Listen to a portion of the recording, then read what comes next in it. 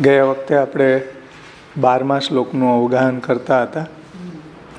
સૂર્યાદિ રૂપધૃક બ્રહ્મકાંડે જ્ઞાનાંગ વીર્યતે પુરાણેષુ અપી સર્વેષુ તત્તદ્રૂપો હરિસ્તથા.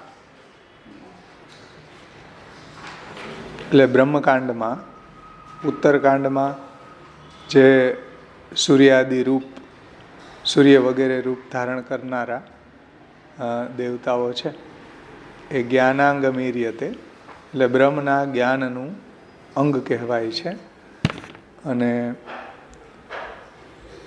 સર્વેષુ બધા પુરાણેસ્વપી પુરાણોમાં પણ જે દેવતાઓનું વર્ણન છે, બ્રહ્મા, વિષ્ણુ, શિવ, દુર્ગા, ગણપતિ, તત્તદ્રૂપો તે રૂપોવાળા તથા તેવા હરિ એટલે હરિ જ છે. એમાં આપણે 199 પેજ ઉપર નીચેનો પેરા ત્યાંથી અધૂરું છે, ત્યાંથી જ લઈએ છીએ. આગળનું થોડું રિવિઝન નથી કરતા. આખો શ્લોક પછી આપણે જોઈ જઈશું રિવિઝનમાં. હા, એટલે મહાત્મ્ય જ્ઞાનનું મહિમા અહીંયા સમજાયો છે. અને શ્લોકનું તાત્પર્ય પણ એ છે કે જે દેવી દેવતાઓનું વર્ણન પુરાણોમાં છે એ રૂપે હરિ જ બન્યા છે, એના દ્વારા આપણને ભગવાનનું મહાત્મ્ય સમજાવવું છે. અને એ ક્યારે સંભવે? આ જે વાત છે ને કે કૃષ્ણમાં બ્રહ્મવાદપૂર્વક બુદ્ધિ લગાડવી જોઈએ. એટલે અતસ્તુ બ્રહ્મવાદેન કૃષ્ણે બુદ્ધિર્વિધીયતામ એવું શ્રી મહાપ્રભુજી સિદ્ધાંત મુક્તાવલીમાં આજ્ઞા કરે છે. તો કૃષ્ણમાં બ્રહ્મવાદપૂર્વક બુદ્ધિ લગાડવી. બ્રહ્મવાદ એટલે એનું તત્વજ્ઞાન, અને એ તત્વજ્ઞાનથી કૃષ્ણમાં બુદ્ધિ લગાડવી. હવે એ સંદર્ભ આવી રહ્યો છે કે તે ક્યારે સંભવે?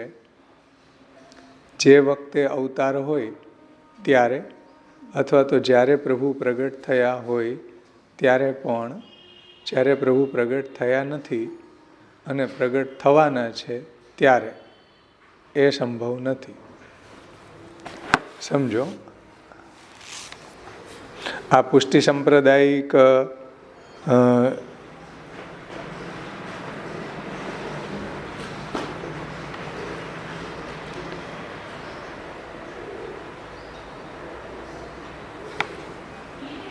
છેલ્લે એ વાત સમજે ને આપણે કે તત્વજ્ઞાનની કૃષ્ણમાં, તત્વજ્ઞાનથી શ્રી કૃષ્ણમાં બુદ્ધિ લગાડવી. નહીં તો શું થાય કે જો મહાત્મ્ય જ્ઞાન નથી સમજતા તો આપણી જે લૌકિક રુચિ ભક્તિમાં પરિણિત થઈ જાય તેવી સંભાવના રહી જાય છે. અને ત્યારે એ પછી પુષ્ટિ સાંપ્રદાયિક નથી નીવડતી. તો પુષ્ટિ સાંપ્રદાયિક એ મનની રુચિ ક્યારે થાય, ક્યારે સંભવે? તો કે જે વખતે અવતાર હોય ત્યારે. સમજમાં આવ્યું ને? હવે કન્ટિન્યુટી જોડાણી કે જે વખતે ભગવાનનો અવતાર હોય ત્યારે, અથવા તો જ્યારે પ્રભુ પ્રગટ થયા હોય ત્યારે પણ.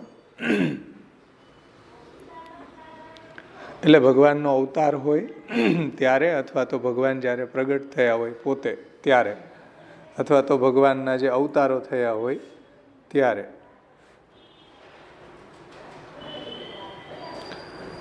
અને જ્યારે પ્રભુ પ્રગટ થયા નથી અને પ્રગટ થવાના છે ત્યારે એ સંભવ નથી. ક્રમ એટલો જ છે કે પ્રભુ પ્રગટ થઈ ગયા ત્યારે કોઈ પણ લૌકિક વૃત્તિ ભક્તિનો આકાર લઈ લે તો વાંધો નથી. એટલે ભગવાન જ્યારે પ્રગટ હોય, સામે જ બિરાજતા હોય ત્યારે આપણી કોઈ બી લૌકિક વૃત્તિ, એટલે કે ઠાકોરજીને પુત્ર માનીએ કે પતિ માનીએ કે સખા માનીએ, તો જ્યારે પ્રગટ હોય ત્યારે આપણી આવી લૌકિક વૃત્તિ એ ભક્તિનો આકાર લઈ લે. જેમ વ્રજની અંદર એવું થયું ને, બધાને ભગવાનની અંદર એવો જ ભાવ હતા, લૌકિક ભાવ જ હતા. કાંઈ ભગવાનનું મહાત્મ્ય જ્ઞાનની ખબર હતી નહીં. અજ્ઞાનમ અન્યથા જ્ઞાનમ પ્રમાણમ ભક્તિ હેતુકમ. ત્યાં અજ્ઞાનને અન્યથા જ્ઞાન જ પ્રમાણ હતા. તો ત્યારે કોઈ પણ લૌકિક વૃત્તિ જે છે એની એ ભક્તિનો આકાર લઈ લે, અવતાર દશા હોય ત્યારે કોઈ લૌકિક વૃત્તિ ભક્તિનો આકાર લઈ લે તો એમાં કોઈ પ્રોબ્લેમ નથી. ભગવાન બધું સંભાળી લે. ભગવાન સામે જ બિરાજી રહ્યા છે, ભગવાનની અવતાર દશા છે એટલા માટે. કેમ કે જે કરવાનું હતું તે તો થઈ ગયું. એટલે જે કરવાનું હતું એટલે ભગવાન જે સાધનાથી, જે સાધનથી ભગવાનને પ્રગટ થવાનું હતું એ તો સામે જ બિરાજી રહ્યા છે. પછી આપણા સાધનની કોઈ મહત્તા નથી. કેમ કે જે કરવાનું હતું તે તો થઈ ગયું. વર્ષા કાલે જલમ સર્વમ સુલભમિતિ, આ વાત જોઈ હતી ને. વર્ષા કાલે જલમ સર્વત્ર સુલભમિતિ, ન કૂપ નદી નામ અનુપયોગ શંકનીય. તો પાણી તમારા આંગણે વરસી રહ્યું છે, તે વખતે તમે કહો કે અમે તો જ્ઞાન સાધન નથી કર્યું, હજી ભગવાન અમે પૂરેપૂરો અભ્યાસ નથી કર્યો. તમે થોભો, દરવાજા ઉપર બહાર બેસો, સાધન પૂરું કરીને આપનું સ્વાગત કરવા અમે જોવા આવી રહ્યા છીએ. આવું ભગવાન જ્યારે પધારે અવતાર દશા હોય ત્યારે આપણે એવું ન કહી શકીએ કે ઓહો અમારી ભક્તિ હજી ભાઈ થોડીક અધૂરી છે, હજી કરી લે પછી તમે આવજો, કે જ્ઞાનની સાધના અમારી હજી થોડીક અધૂરી છે, પૂરી કરી લે પછી આવજો, હમણાં થોડીક વખત દરવાજે રાહ જુઓ. આવું કહેવાય? અવતાર દશા હોય ને ભગવાન જ્યારે પધાર્યા હોય તો ત્યારે આવું ન કહી શકાય ને. એમ કે જ્યારે વરસાદ છે એ બધી જગ્યાએ વરસી રહ્યો છે, અવતાર દશા હોય ત્યારે તો ભગવાનની જે ઉદ્ધારકતા છે એ સામે જ બિરાજે છે. કોઈ જીવના સાધનનો ડિમાન્ડ ભગવાન રાખતા નથી. ત્યારે ભગવાન જ્યારે પ્રગટ થઈ ગયા ત્યારે તો પાણી આપણે આંગણે જ વરસી રહ્યું હોય એ વખતે તમે કહો કે અમે જ્ઞાન સાધન નથી કર્યું, હજી ભગવાન અમે પૂરેપૂરો અભ્યાસ નથી કર્યો, અને તમે થોભો, દરવાજા ઉપર બહાર બેસો, સાધન પૂરું કરીને આપનું સ્વાગત કરવા અમે પછી જોવા આવી રહ્યા છીએ. તો પેલી લક્ષ્મી ચાંદલો કરવા આવે ને ત્યારે મોઢું ધોવા ન જવાય. કેમ કે અવતાર થઈ ગયો ભગવાનનો. હવે તમારે એમ ન કહેવાય કે હવે અમને થોડીક ભક્તિ કરી લેવા દો, હવે અમને થોડુંક જ્ઞાન કરી લેવા દો, કે હવે અમને થોડીક ઉપાસના કે સાંખ્ય કે યોગ કે આવા સાધનો કરી લેવા દો. ત્યારે આવું કહેવા બેસવાનું ન હોય. હવે એ અવતાર કે પ્રાગટ્ય વ્યક્તિગત હોય કે સામાન્ય હોય, એટલે એક વ્યક્તિના માટે પ્રગટ થયું હોય કે સર્વસામાન્ય બધાના માટે થયું હોય. જેમ બ્રજમાં થયું તો સર્વસામાન્ય બધા માટે થયું, બધાને પ્રભુનું દર્શન થયું. અને નૃષિ ભગવાન પ્રગટ થયા કે વરાહ ભગવાન પ્રગટ થયા તો એ કોઈ વ્યક્તિ માટે પર્ટિક્યુલર પ્રહલાદજીનો ઉદ્ધાર માટે કે હિરણ્યકશિપુના ઉદ્ધાર માટે પ્રગટ થયા. તો ભગવાન છે વ્યક્તિગત પ્રાગટ્ય થાય અને સર્વસાધારણ માટે પણ આપનું પ્રાગટ્ય થયું હોય છે. હવે એ અવતાર કે પ્રાગટ્ય વ્યક્તિગત હોય કે સામાન્ય હોય, અવતાર બંને હોય જ છે. એ બંને ભગવાનના અવતાર જ છે. સર્વજન માટે અવતાર અને વ્યક્તિ વિશેષ માટે અવતાર. સમજો, સર્વજન માટે અવતાર અને કોઈ એક બે વ્યક્તિ વિશેષને માટે અવતાર. જ્યાં પ્રભુનો વ્યક્તિ વિશેષ માટે અવતાર હોય ત્યાં પણ અવતાર થઈ ગયો પછી લૌકિક વૃત્તિ પણ ત્યાં લઈ જઈ શકે છે. એટલે જ્યાં પ્રભુનો વ્યક્તિ વિશેષને માટે અવતાર થઈ ગયો, જેમ ધ્રુવજીને માટે પ્રગટ થઈ ગયા ભગવાન, તો એ વ્યક્તિ વિશેષ માટે પ્રગટ થયા. પછી ત્યાં તમે લૌકિક વૃત્તિ પણ લઈ જઈ શકો. એટલે લૌકિક વૃત્તિથી એને પુત્ર કે પિતા કે સખા કે પતિ કે સ્વામી વગેરે માની શકો છો. તો એ લૌકિક વૃત્તિ પણ ત્યાં લઈ જઈ શકો છો, લઈ જઈ શકે છે. સમજમાં આવે છે ને વાત? ત્યારે તમે ભગવાનને પુત્ર માનો તોય એ વેલિડ છે. ભગવાન બધું સંભાળી લેશે. ભગવાનમાં પુત્ર ભાવ રાખ્યો છે એનોય ઉદ્ધાર થયો, ભગવાનની અંદર માધુર્ય ભાવ છે એનોય ઉદ્ધાર થયો. પછી ભગવાનમાં સખા ભાવ છે, ભગવાનના સ્વામી ભાવ છે, એ બધાને પ્રભુએ પોતાની પ્રાપ્તિ કરાવી. સમજમાં આવે ને વાત? પરંતુ જ્યારે અવતાર નથી થયો અથવા તો હજી અવતાર થવાનો છે તે વખતે ક્રમ આવો નથી હોતો. ત્યારે આવી આપણી લૌકિક વૃત્તિ ભક્તિનો આકાર ન લે. સમજમાં આવ્યું ને?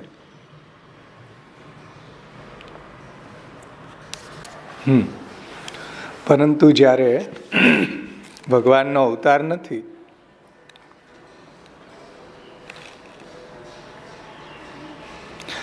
અથવા તો થવાનો છે તે વખતે ક્રમ આ નથી હોતો. તે વખતનો ક્રમ એ છે કે પહેલાં તમારે મહાત્મ્ય જ્ઞાન મેળવવું પડે. સમજમાં આવ્યું ને? પહેલાં અનવતાર દશા હોય ભગવાનની, એટલે અત્યારે. તો અત્યારે શું પ્રોસેસ હશે, પ્રક્રિયા શું હશે? મહાત્મ્ય જ્ઞાન પૂર્વક સુદૃઢ સર્વતો અધિક સ્નેહો ભક્તિ, આ પ્રક્રિયા હશે. અને જ્યારે ભગવાન પ્રગટ થઈ ગયા, અવતાર દશા હોય ત્યારે શું પ્રક્રિયા હશે?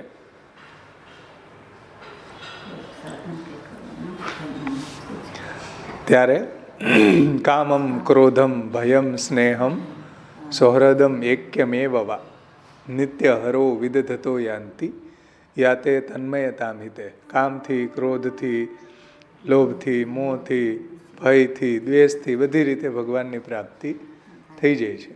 ભગવાનને બાળક માનવાવાળાને ભગવાનની પ્રાપ્તિ થઈ ગઈ, ભગવાનને સખા માનવાવાળાને ભગવાનની પ્રાપ્તિ થઈ ગઈ, ભગવાનને પિતા માનવાવાળાને ભગવાનની પ્રાપ્તિ થઈ ગઈ, ભગવાનને સ્વામી, ભગવાનને પતિ માનવાવાળાને ભગવાનની પ્રાપ્તિ થઈ ગઈ, અને ઇવન ભગવાનની પ્રત્યે દ્વેષ હતો એને ભગવાનની પ્રાપ્તિ થઈ ગઈ.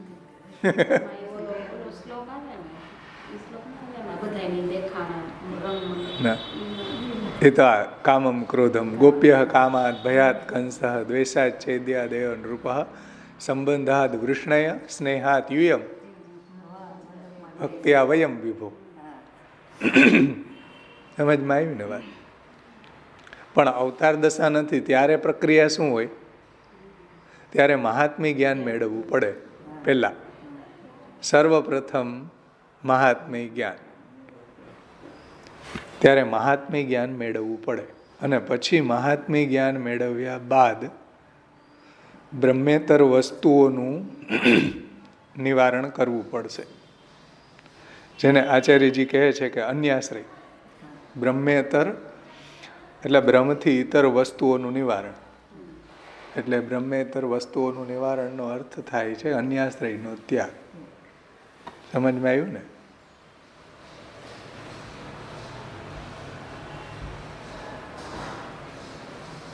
સાન્ય સેવા બહિર્મુખા મહાપ્રભુજી આ વાત બીજા સ્કંદના ભાગવતાર્થ પ્રકરણમાં કહે છે કે શ્રોતુર વક્તુસ તથા શ્રદ્ધા સાન્ય સેવા બહિર્મુખા.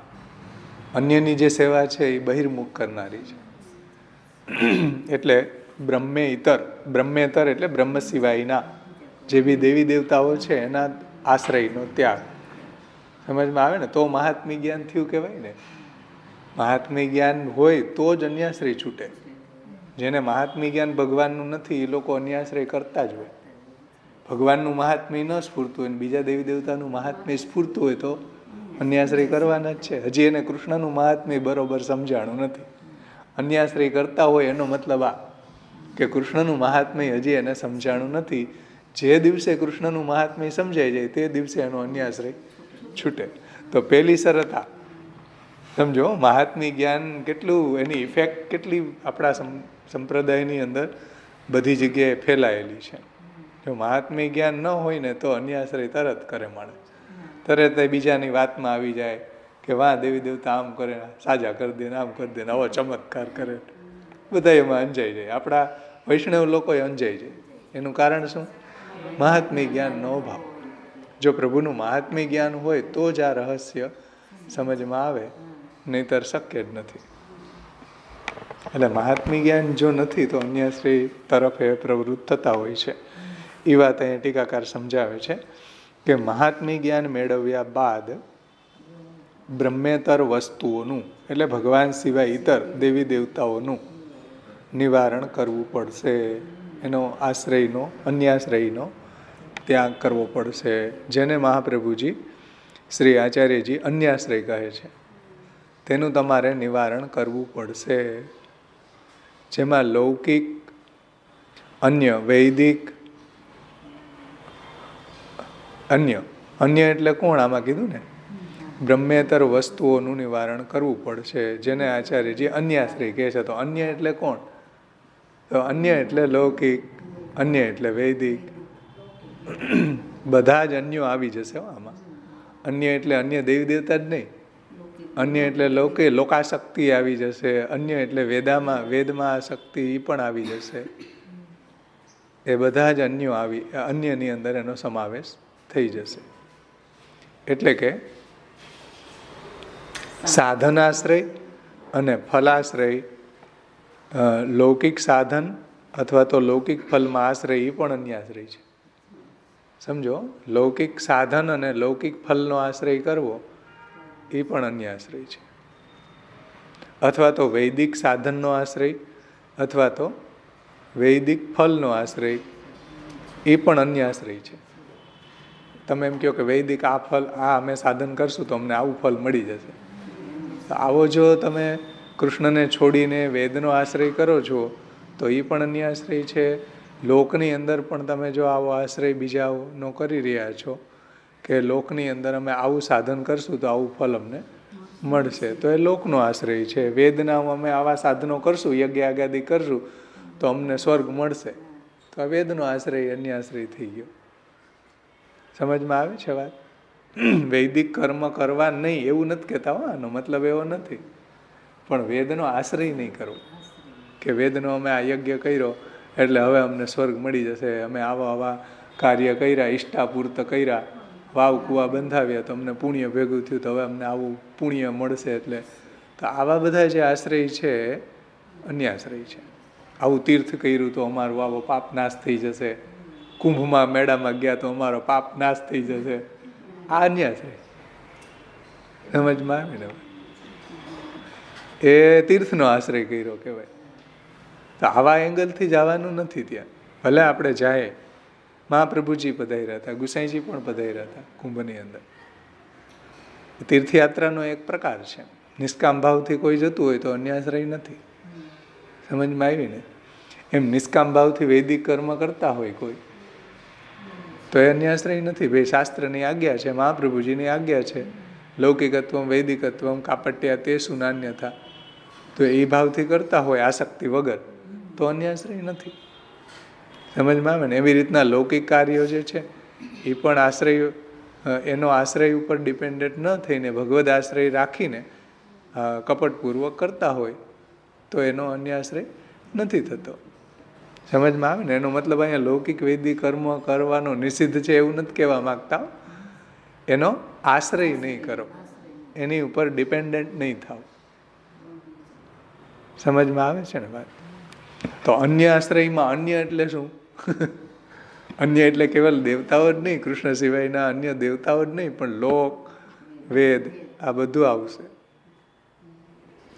એટલે સાધનાશ્રય અને ફલ આશ્રય એટલે કે લૌકિક સાધનાશ્રય અથવા તો લૌકિક ફલમાં આશ્રય અથવા તો વૈદિક સાધનનો આશ્રય અથવા અને વૈદિક ફલમાં આશ્રય, તે અન્ય આશ્રય છે. તે અન્ય કહેવાય છે. જે મૂળ સાધન અને મૂળ ફલ છે તે સિવાયના બધા અન્ય છે. તો મૂળ જે સાધન મહાપ્રભુજીએ આપણને 16 ગ્રંથમાં સમજાવ્યું અને મૂળ જે ફલ બતાવ્યું મહાપ્રભુજીએ સેવા ફલમાં, એ ફલ ભગવત સેવા. તો એ સિવાયનું બધું આપણા માટે અન્ય છે. સમજમાં આવી ને વાત? એ સિવાયના બધા અન્ય છે, તે બધાનું નિરાકરણ કરવાનું હોય તો તે મહાત્મી જ્ઞાનથી જ થઈ શકે. સમજમાં આવ્યું? રહસ્ય આપણા પુષ્ટિ માર્ગનું કે આ મહાત્મી જ્ઞાન હોય તો જ આપણી અન્યનો આશ્રય છૂટે. અન્ય દેવી દેવતાનો કે લોકનો કે વેદનો. સમજમાં? લોકની અંદર આ ધન આશ્રય, લોકેશના, વિતેશના, વિષયની એષણાઓ એ બધી એમાં આવશે. તો જ્યાં સુધી મહાત્મ્ય જ્ઞાન ન થાય ત્યાં સુધી આવો લોકાશ્રયને, વેદાશ્રયને, અન્ય આશ્રયને એ ક્યારેય છૂટે નહીં. મહાત્મ્ય જ્ઞાન ભગવાનનું થાય તો જ આ બધા અન્યનો આશ્રય છૂટી શકે. તે બધાનું નિરાકરણ કરવાનું હોય તો તે મહાત્મ્ય જ્ઞાનથી જ થઈ શકે. મહાત્મ્ય જ્ઞાનથી જો બીજા કોઈ સાધનોથી નહીં. જે પરમ તત્વ છે તેનું સરખું મહાત્મ્ય સમજીએ તો એના તરફ વળી શકાશે. ભગવાનનું જો મહાત્મ્ય જ્ઞાન આપણે જાણીએ તો આપણે ભગવાનની દિશામાં જઈ શકીએ, ભગવાનની દિશામાં વળી શકીએ. અને જો ન સમજીએ તો હાથમાં જે કાંઈ આવે છે તેને વળગીને બેસી રહીશું. જો આ ભગવાનનું મહાત્મ્ય જ્ઞાન ન હોય તો પછી હાથમાં જે દેવી દેવતા આવ્યા એને વળગીને બેસી રહે. શિવ સુરેશ દીન મણિ ગણેશ કે હોય કનોડે ડરતે. હવે ને શ્રીમદ વલ્લભ કે ઘર પ્રભુ જો ફિર અવતાર ન ધરતે. તો શિવ સુરેશ દીન મણિ ગણેશ કે હોય કનોડે ડરતે. જબ હમ હું ઓરન કી ન્યાયી ઘર ઘર ભટકત ફિરતે. અન્યાશ્રી કરતા હોત એમ, શિવ સુરેશ દીન મણિ ગણેશને પગમાં પડતા હોત. જો મહાપ્રભુજીને ગુસાઈજી પ્રગટ ન થયા હોત ને આ આપણને પુષ્ટિ ભક્તિ માર્ગ સમજાવ્યો ન હોત તો આ જ હાલત હતી. એવું અહીંયા ટીકાકર કહે છે કે જો ન સમજીએ તો હાથમાં જે આવે છે એને વળગીને બેસી રહીએ. એ દેવી દેવતા, કોઈ દેવી આવી ગયા ને કોઈ દેવતા આવી ગયા ને જે હાથમાં આવી ગયું એને વળગીને બેસી જાય. ભગવાન સુધી પહોંચી શકે નહીં. જેમ ભૂખ્યા બાળકના હાથમાં અંગૂઠો આવે તો તે ચૂસતો બેસી રહે અને ચૂપ થઈ જાય છે. હકીકતમાં કંઈ દૂધ આવતું નથી. એને આમ હાથમાં આવે ને અંગૂઠો આમ દઈ દે તો મોઢામાં તો પછી રડતોય બંધ થઈ ગયો. એટલે જેમ ભૂખ્યા બાળકના હાથમાં અંગૂઠો આવે તો તે ચૂસતો બેસી રહે છે અને ચૂપ થઈ જાય છે. પણ ભૂખ તો તેના માના દૂધની છે અને અંગૂઠો ચૂસે છે કારણ કે તેને અંગૂઠામાં માતાના સ્તનથી સામ્ય લાગે છે. એટલે એને એમ લાગે કે હું આ સ્તનપાન કરું છું. વસ્તુતઃ અંગૂઠામાં દૂધ જનન સામર્થ્ય નથી. એટલે દૂધને ઉત્પન્ન કરવાનું સામર્થ્ય અંગૂઠામાં નથી. પણ તે મિથ્યા તૃપ્તિની ભ્રાંતિ ઉત્પન્ન કરે છે. પણ બાળકને એવી મિથ્યા તૃપ્તિ થઈ જાય. અંગૂઠો મોઢા મૂકી દે એટલે એને લાગે કે ઓહો, જાણે કે સ્તનપાન કરતો હોય એવું લાગે. કારણ કે સ્તનથી તેનું કાંઈ સામ્ય છે એટલા માટે એને એવું લાગે છે. એ દૃષ્ટિથી જે લૌકિક ફલ કે જે લૌકિક સાધન અથવા તો લૌકિક ફલ કે અથવા તો વૈદિક ફલ કે વૈદિક સાધન છે તે મૂળ સ્વરૂપ કરતાં ઇતર ફલ કે સાધન આપી શકે.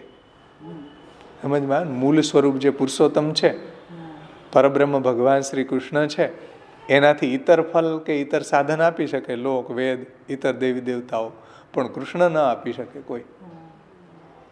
સમજો, ધ્યાનથી જુઓ કે એ દૃષ્ટિથી તે લૌકિક ફલ કે લૌકિક સાધન અથવા તો વૈદિક ફલ કે વૈદિક સાધન છે તે મૂળ સ્વરૂપ કરતાં ઇતર ફલો કે સાધનો આપી શકે. તેથી જ કહે છે કે ફલદાન દ્વારા તમે મહાત્મ્ય જ્ઞાન તરફ આગળ વધી રહ્યા હો તો તે પ્રક્રિયા સાચી.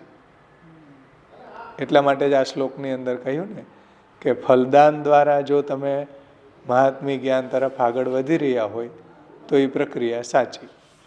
પણ એટલામાં જ ત્યાં તમે અટવાઈ ગયા અને એ મહાત્મ્ય જ્ઞાન ઉત્પન્ન ન થયું ભગવાનનું, તો ભક્તિ અને જ્ઞાન બંનેના માર્ગ અવરુદ્ધ થઈ જશે, રોકાઈ જશે.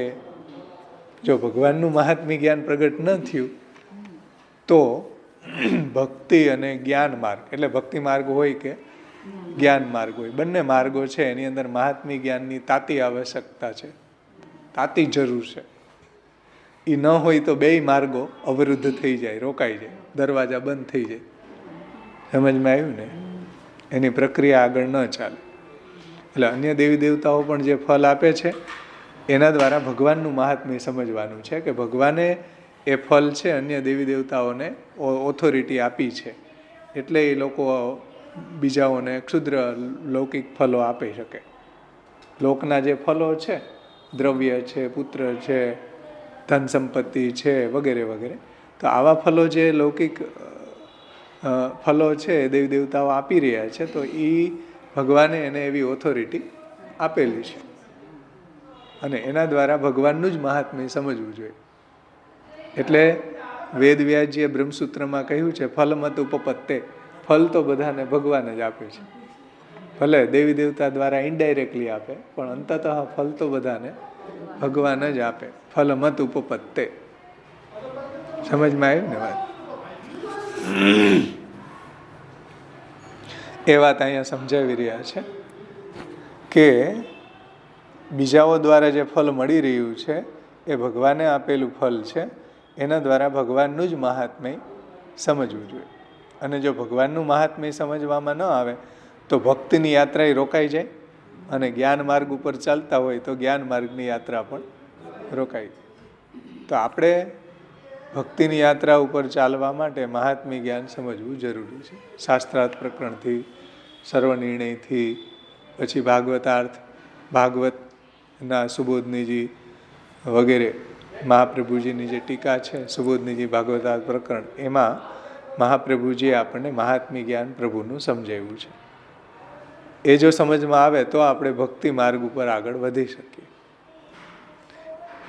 એટલે પ્રથમ કલ્પ મહાત્મ્ય જ્ઞાન પ્રતિપાદને ભક્તિ દ્વારા ઇતિ સિદ્ધાંત, આવું મહાપ્રભુજી પ્રકાશમાં આજ્ઞા કરે છે.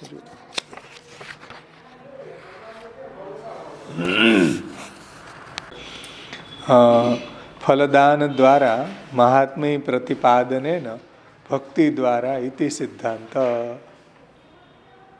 તો આ બધાના ફલદાન દ્વારા ભગવાનનું મહાત્મ્ય સમજમાં આવે, અને ભગવાનના મહાત્મ્ય દ્વારા ભગવાનમાં ભક્તિ સિદ્ધ થાય છે. આવું શ્રી મહાપ્રભુજી અહીંયા સમજાવવા જઈ રહ્યા છે કે મહાત્મ્ય પ્રતિપાદને ભક્તિ દ્વારા ઇતિ સિદ્ધાંત. મહાત્મ્ય જ્ઞાન દ્વારા ભગવાનમાં ભક્તિ સિદ્ધ થાય છે, આવો સિદ્ધાંત છે. એટલે અહીંયા ભગવાનનું મહાત્મ્ય સમજાવ્યું છે. એટલે અહીંયા આગળ એ વાત આવી ને કે ભાઈ ચારેય પ્રમાણો જે છે, વેદ, ગીતા, બ્રહ્મસૂત્ર અને ભાગવત, એની એક વાક્યતાને પ્રમાણ માની રહ્યા છો. તો વેદની અંદર તો પૂર્વકાંડમાં યજ્ઞ દેખાય છે, ઉત્તરકાંડમાં બ્રહ્મનું વર્ણન છે, પુરાણોની અંદર બ્રહ્મા, વિષ્ણુ, શિવ, દુર્ગા, ગણપતિ વગેરેનું વર્ણન આવે છે. પછી ઉપાસના કાંડમાં ઇન્દ્ર, વરુણ, સૂર્ય, અગ્નિ આ દેવતાનું વર્ણન એમાં આવેલું છે. તો તમે એમ કહો કે પ્રમેય બધાનું એક જ છે, ગીતા, બ્રહ્મસૂત્ર, ભાગવતનું, તો આમાં ક્યાંય દેખાતું જ છે ને,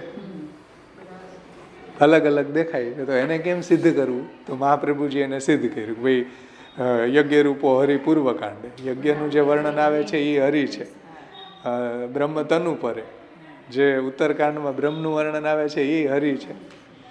પછી વેદની અંદર જે ઉપાસના કાંડ છે એમાં દેવતાઓનું વર્ણન છે, ઇન્દ્ર, વરુણ, અગ્નિ વગેરે, એનું વર્ણન એનું મહાત્મ્ય સમજાવવા માટે છે બ્રહ્મનું.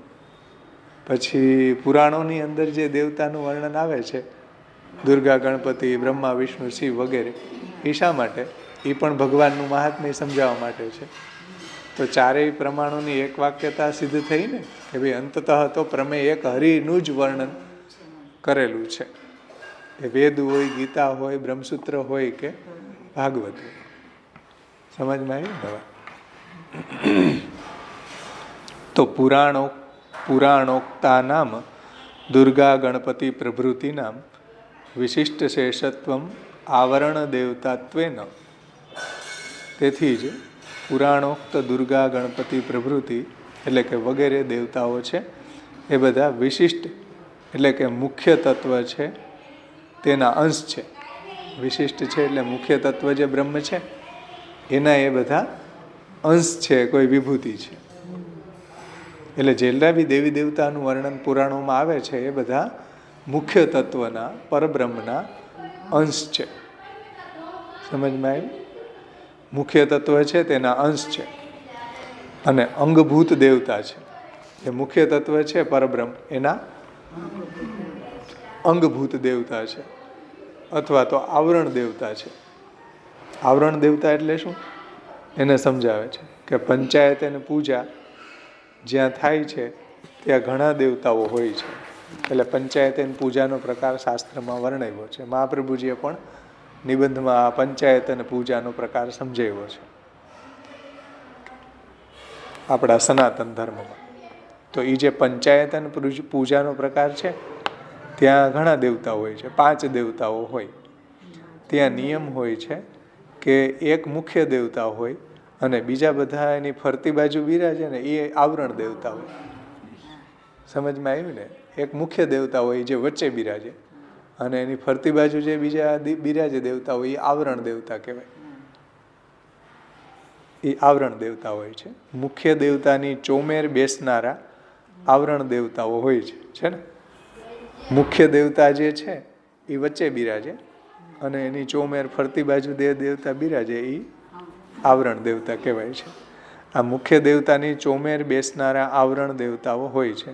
જેમ રાજાના પોતાના અંગરક્ષક હોય છે તે તેના આવરણ કહેવાય, તે તેના આવરણ છે. જે રાજા હોય એની ફરતી બાજુ એના અંગરક્ષકો હોય. આ મોદી છે તો ફરતી બાજુ ઓલા એના કમાન્ડો હોય, એ આવરણ દેવતા કહેવાય.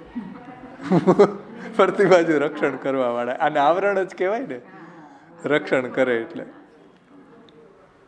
તો એ અંગરક્ષક હોય છે એની જે એના આવરણ છે. અને હા, અને એ એને ઢાંકનારા છે. હા હા, મહારાજોની ફરતી બાજુ આવરણ હોય, સાવધાન સાવધાન કરતા કરતા જતા હોય અને આ સાવધાન કરે. હમણાં એક આમાં વિડીયો આવ્યો હતો, બેટીજી અહીં ક્યાંક પધાર્યા છે તો 2-3 બાયું ખબરદાર ખબરદાર. હું તું આ શું બોલે છે? ખબરદાર ખબરદાર. મેં કીધું આ ખબરદાર કોનાથી ખબરદાર? પછી મને સમજાડું કે મહારાજ પધારતા હોય ત્યારે સાવધાન સાવધાન કરતા હોય. બેટીજી પેલા વહુજી પધાર્યા તો કે ખબરદાર. પછી લેડીઝ બોલે આગળ આગળ, ખબરદાર ખબરદાર.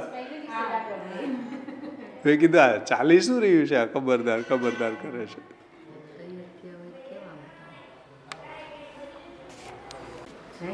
તો મુખ્ય દેવતા હોય એની ચોમેર બિરાજનારા જે હોય એ આવરણ દેવતા કહેવાય છે. એટલે કે બ્રહ્મા, વિષ્ણુ અને મહેશ, ગણપતિ ને દુર્ગા, આ પંચાયત અને પૂજા 5 દેવતાઓ થઈ ને.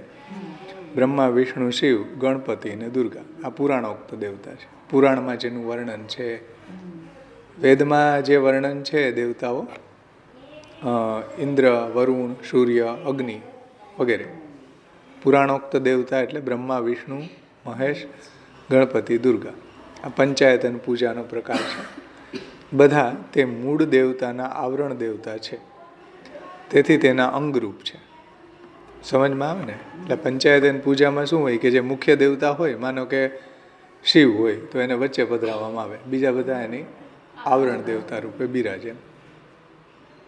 એની આખી પ્રક્રિયા આગળ મહાપ્રભુજી સમજાવશે.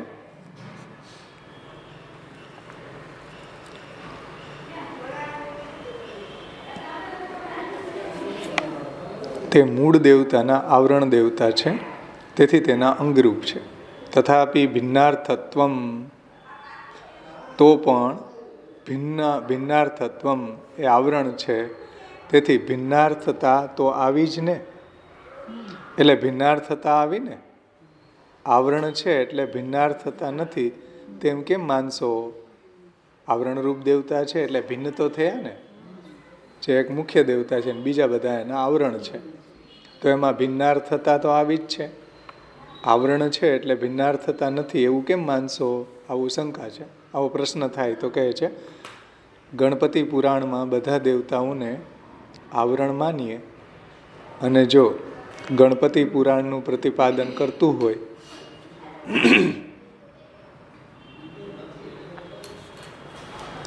ગણપતિ પુરાણમાં બધા દેવતાઓને આવરણ માનીએ અને જો ગણપતિ પુરાણ ગણપતિનું પ્રતિપાદન કરતું હોય તો ગણપતિ પુરાણ પ્રમાણ અને શિવ પુરાણમાં બધા દેવતાઓ શિવના આવરણ થઈ જશે. જો તે શિવનું પ્રતિપાદન કરતું હશે તો શિવ પુરાણ પ્રમાણ સમજમાં. એટલે કયું પુરાણ છે, ગણપતિ પુરાણ હોય તો એમાં ગણપતિની મુખ્યતા હોય, બીજા બધા આવરણ થઈ જશે. શિવ પુરાણ હોય તો એમાં શિવની મુખ્યતા હોય, બીજા બધા આવરણ રૂપ દેવતાઓ થઈ જશે. આ જે પ્રમાણ વ્યવસ્થા સ્થાપી ત્યાં ભિન્નાર્થતા થશે. આ કંઈક જુદું પ્રતિપાદન કરે છે અને તે કંઈક જુદું પ્રતિપાદન કરે છે. તેથી જે સમન્વયની એક દરખાસ્ત મૂકી હતી તે તો ખોરવાઈ રહી છે. એટલે જે સમન્વય થવો જોઈએ, એક વાક્યતા થવી જોઈએ, એ તો થતી નથી. આ પ્રશ્ન છે. તમે એમ કહો કે વેદ, ગીતા, બ્રહ્મસૂત્ર, ભાગવત એ બધાની એક વાક્યતાથી મહાપ્રભુજીએ જે નિષ્કર્ષ સમજાવ્યો એ પ્રમાણ છે. પણ આમાં એક વાક્યતા લાગતી નથી, કારણ કે શિવ પુરાણ છે એ શિવજીનું વર્ણન કરે, ગણપતિ પુરાણ હોય તો એ ગણપતિનું વર્ણન કરે, દેવી પુરાણ હોય તો એ દેવીનું વર્ણન કરે, પછી પંચરાત્ર હોય તો વિષ્ણુનું વર્ણન કરે. તો આમાં જે આપણે સમન્વયની દરખાસ્ત મૂકી હતી, જે આપણે મુખ્ય આ સમજવાનું છે કે બધાનો સમન્વય તો થઈ નથી રહ્યો એમ, ત્યારે એના જવાબમાં શ્રી મહાપ્રભુજી કહે છે તત્તદ રૂપો હરિસ તથા. થયો ને સમન્વય હવે, કે તે રૂપે હરિ જ છે ભાઈ. તત્તદ રૂપો હરિસ તથા. અમારી માન્યતા તમે સમજો કે જ્યારે એ આવરણ દેવતા પણ છે ત્યારે તે આવરણ દેવતા નોખા નથી, હરિ જ છે. તે આવરણ દેવતાના રૂપમાં હરિ જ બિરાજમાન છે. કેમ કે જ્યારે જળ તત્વ પણ હરિનું જ રૂપ છે, ત્યારે દેવતાઓ હરિનું રૂપ કેમ ન હોય? જો જળ, ચેતન, આ બધું ચરાચર છે જગત, એ પણ જો હરિનું રૂપ હોય, હરિ એના અભિનિમિત્ત ઉપાદાન કારણ હોય, તો પછી આ બધા આવરણ દેવતા વગેરે છે એ રૂપ હરિ હોય. એમાં તો કૈમુતિક ન્યાયથી કહેવાનું જ ન હોય. કૈમુતિક ન્યાયથી કેવું શું એમ. તત્તદ રૂપો હરિસ તથા. તેમજ સૂર્યાદિ રૂપ ધ્રુક બ્રહ્મકાંડે જ્ઞાનાંગ મીર્યતે. બ્રહ્મકાંડમાં એટલે ઉપનિષદમાં, ઉત્તરકાંડમાં સૂર્ય, વરુણ, ઇન્દ્ર, અગ્નિ આદિ રૂપમાં તે રૂપોને ધારણ કરનારો જ્ઞાનાંગ છે. એટલે કે જ્ઞાનના અંગરૂપ છે. એટલે બ્રહ્મના જ્ઞાનમાં અંગભૂત એ રૂપ બ્રહ્મે પોતાના લીધા છે. બ્રહ્મના જ્ઞાનમાં અંગભૂત સમજમાં આવે છે ને. એટલે વેદની અંદર બ્રહ્મકાંડમાં સૂર્ય, વરુણ, ઇન્દ્ર, અગ્નિ આ બધા જે બ્રહ્મકાંડમાં દેવતાઓનું વર્ણન છે એ જ્ઞાનના અંગરૂપો છે. અંગીના જ્ઞાનમાં અંગરૂપ છે. સમજમાં આવ્યું ને. બ્રહ્મના જ્ઞાનમાં અંગભૂત છે એ રૂપ બ્રહ્મે પોતાના લીધા છે. એટલે અંગી એટલે પરબ્રહ્મ શ્રી કૃષ્ણ, એના જ્ઞાનમાં અંગરૂપો છે, બ્રહ્મે જ લીધેલા છે. તે બધા સૂર્યાદિના સ્વરૂપ છે. એટલે બ્રહ્મે જ લીધેલા એ રૂપો છે. અને મહાપ્રભુજીએ પણ બાલબોધમાં વાત સમજાવી હતી ને. બ્રહ્મૈવ તાદૃશમ યસ્માત સર્વાત્મક તયોદી. તો બ્રહ્મ જ બધા દેવ રૂપે વિલસે છે. શિવ હોય કે વિષ્ણુ હોય કે સૂર્ય હોય કે ગણપતિ હોય, સૂર્ય હોય, વરુણ હોય, ઇન્દ્ર હોય કે અગ્નિ હોય, કોઈ બી હોય. તત્તદ રૂપો હરિસ તથા.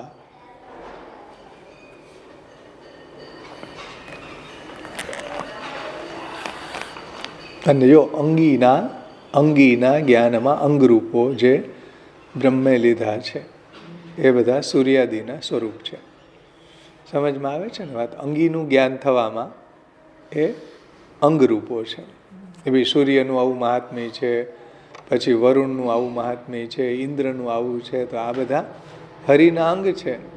જેમ ઇન્દ્ર છે તો ભગવાનની બાહુ છે, વરુણ છે તો ભગવાનના ચરણો છે, સૂર્ય છે તો ભગવાનના નેત્ર છે.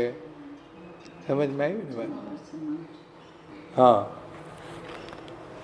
મુખ છે તો અગ્નિ છે,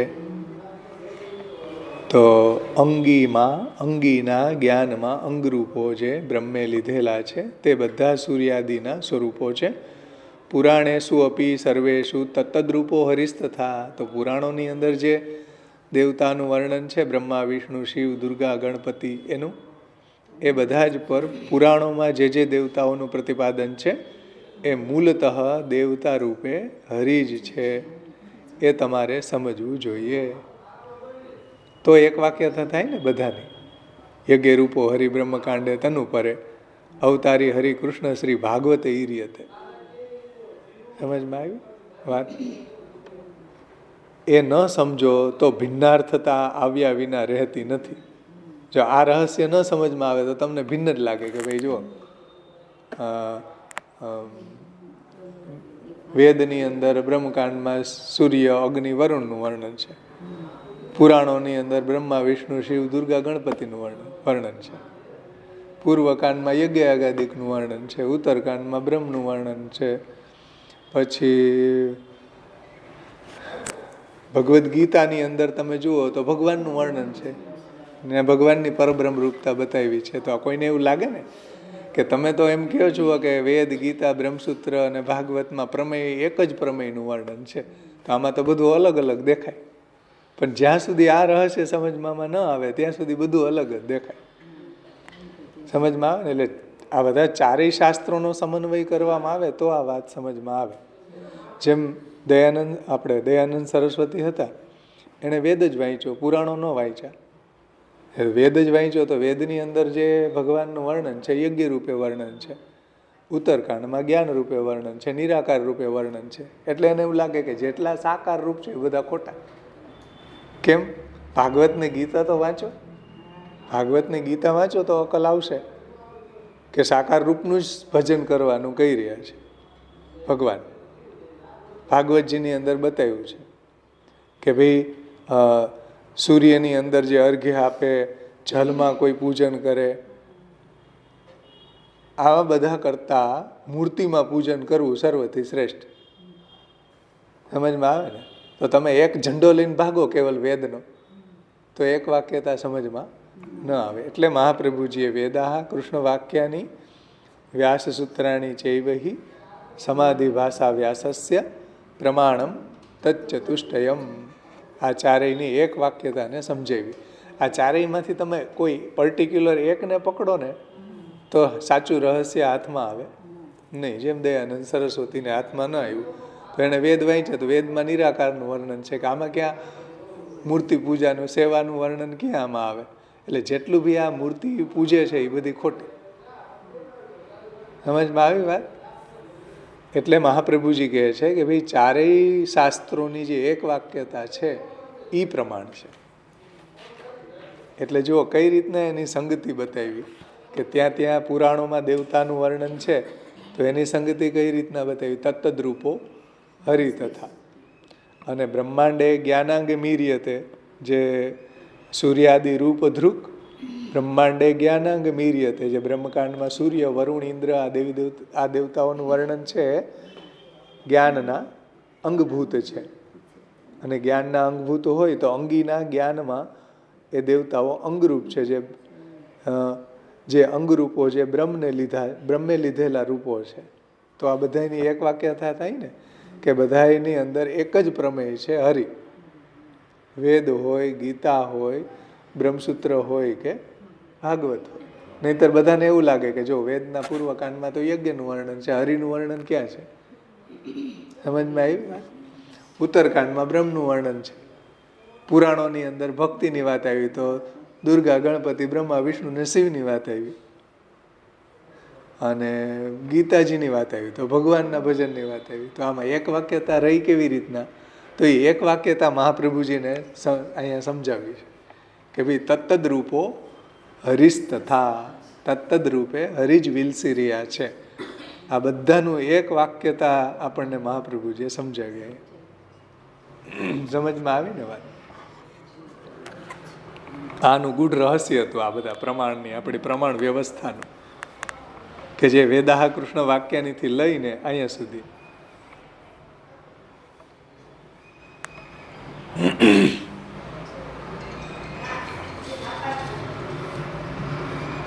પછી પુરાણોની અંદર જે દેવતાઓ છે, બ્રહ્મા વિષ્ણુ શિવ દુર્ગા ગણપતિ, એનું તો કે પુરાણેશુ અપી સર્વેશુ તત્તદ્રૂપો હરિસ તથા. એટલે બધા જ પુરાણોમાં જે દેવતાઓનું પ્રતિપાદન છે એ મૂલતઃ દેવતા રૂપે હરિ જ છે. એ તમારે સમજવું જોઈએ, છે ને. એટલે અન્યાશ્રય ન કરીને ભગવાનનો જ અનન્ય આશ્રય રાખવો જોઈએ. જો આ સમજાય તો પ્રભુનું મહાત્મ્ય જ્ઞાન આપણને થાય ને. એવી તત્તદ્રૂપો હરિ જ છે. જેટલી બી શક્તિઓ છે, આ બધા જેટલી બી વિભૂતિઓ છે, એ બધી હરિએ જ લીધેલા રૂપો છે. ભિન્નાર્થતા આવી એટલે કે આપણા પાયામાં તિરાડ પડી. જો ભિન્નાર્થતા આવશે તો આપણો પાયામાં તિરાડ પડી, આપણું જે પ્રમાણ વ્યવસ્થા છે એ ડગમગી જશે. ભિન્નતા નથી, આ બધી હરિની જ આ લીલા છે. એ યજ્ઞરૂપનું વર્ણન હોય તો હરિનું જ વર્ણન છે. મહાપ્રભુજી કહે કે યજ્ઞરૂપો હરિ પૂર્વકાંડે, એમાં વપરાતા શ્રગ શ્રુવા એ પણ હરિ જ છે. બ્રહ્માર્પણમ બ્રહ્મ હવીર બ્રહ્માગ્ને બ્રહ્મણા હુતમ, હોમવામાં આવી રહ્યું પદાર્થ એ હરિ જ છે. અને જે બ્રહ્મ કર્મ સમાધિનામ જ્યાં પહોંચવાનું છે એ હરિ જ છે. આ મહાપ્રભુજી આ રહસ્ય સમજાવે છે. આ બહુ દુર્લભ રહસ્ય છે, જે અહીંયા આપણા આચાર્યજીએ આપણને સમજાવ્યું છે, જે કોઈના હાથમાં ન આવે. તો સાધનરૂપ ફલરૂપશ્ચ સ્વયમેવ ઇતિ એક વાક્યતા છે ને. તે જ વાત મહાપ્રભુજીએ પ્રકાશમાં કઈ રીતના કરી. સાધનરૂપ ફલરૂપશ્ચ સ્વયમેવ ઇતિ એક વાક્યતા. એટલે જેટલા બી સાધનો છે તે કંઈક અને કંઈક ફલ આપતા હોય છે. જેટલા બી સાધનો છે કંઈક, અને જે કંઈક બી ફલ આપે છે, જેમ અન્ન તૃપ્તિ આપે છે. એટલે જેવી રીતના ફોર એક્ઝામ્પલ અન્ન છે એ તૃપ્તિ આપે છે. અન્નથી થતી તૃપ્તિથી લઈને કૈલાસ લોક કે બ્રહ્મલોકમાં કે સ્વર્ગલોકમાં મળનારી જે તૃપ્તિઓ છે એ બધી જ તે સ્વયમેવ પોતે જ છે. એમ કહેશો ત્યારે એક વાક્યતા થશે. એક વાક્યતા કઈ રીતના થશે? તો કે જે અન્નથી મળતો જે આનંદ છે એ હરિ જ છે. ભાઈ સ્વર્ગલોકની અંદર જે મળતો આનંદ છે, કે જે કૈલાસ કે બ્રહ્મલોકમાં મળતો આનંદ છે, એ બધું તત્તદ્રૂપો હરિસ તથા. તો એક વાક્યતા થાય ને. એને સમજાવવા માટે આ દ્રષ્ટાંત આપ્યું કે જેમ અન્ન તૃપ્તિ આપે છે, અન્નથી થતી તૃપ્તિથી લઈને કૈલાસ લોક કે બ્રહ્મલોકમાં કે સ્વર્ગલોકમાં મળનારી જે તૃપ્તિઓ છે, એટલે જે આનંદ છે, બધી જ તે સ્વયમેવ પોતે જ છે. એમ કહેશો ત્યારે એક વાક્યતા થશે. એટલે એ બધો આનંદ છે એ હરિનો જ છે. બધી જગ્યાએ જે તૃપ્તિ થઈ રહી છે હરિના કારણે જ થઈ રહી છે. એતસ્ય એવા આનંદસ્ય અન્યાની ભૂતાની માત્રા ઉપજીવંતી. આ જે હરિનો આનંદ છે એની આનંદની માત્રાથી જ આ બધા લોકની અંદર બધાને આનંદ આવી રહ્યો છે. સમજમાં આવ્યું ને વાત? તો આ રીતના જો સમજવામાં આવે તો એક વાક્યતા સિદ્ધ થાય, તો આ રહસ્ય સમજમાં આવે, નહીતર ન સમજમાં આવે.